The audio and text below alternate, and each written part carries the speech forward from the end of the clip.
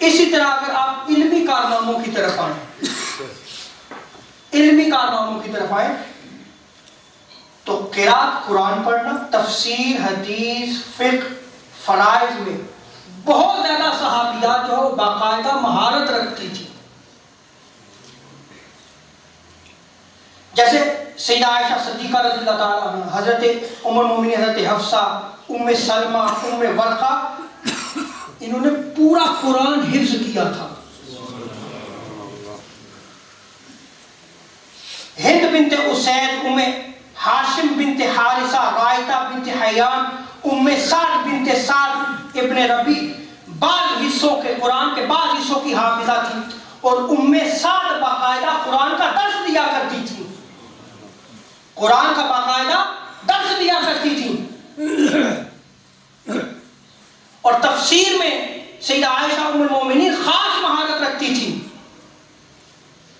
اور حدیث میں ازواج مطہرات میں سے سیدہ عائشہ صدیقہ اور ام سلمہ رضی اللہ تعالیٰ عنہما خصوصاً تمام صحابہ سے ممتاز نظر آتی ہیں. اور سیدہ عائشہ ام المومنین صدیقہ رضی اللہ تعالیٰ عنہ صحابیات میں کثیر الروایات ہیں، یعنی سب سے زیادہ حضور سے روایات نقل کرنے والی ہیں، جن سے جو ہے وہ 2210 روایات آقا علیہ السلام سے نقل کی گئی. حضرت ام سلمہ سے 378 حدیثیں جو ہے وہ روایات نقل کی گئی.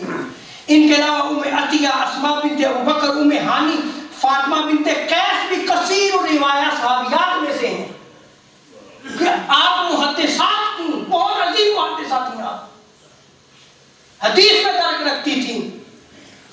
اور فقہ میں اگر آپ دیکھیں تو ام المومنین سیدہ عائشہ صدیقہ رضی اللہ تعالیٰ عنہا پہ اگر ان کا سارا فقہی مواد اکٹھا کیا جائے تو بہت زیادہ جو ذخیر جلدیں مدون ہوتی ہیں.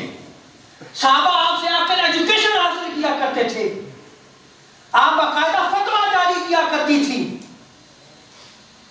بہت سارے فتاوی جات میں آپ نے اکابر صحابہ سے اختلاف کیا.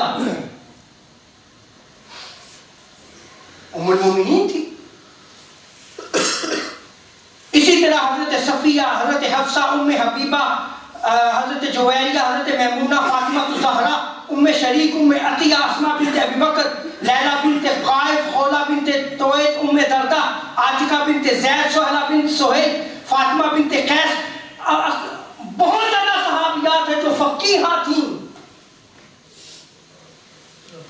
جو باقاعدہ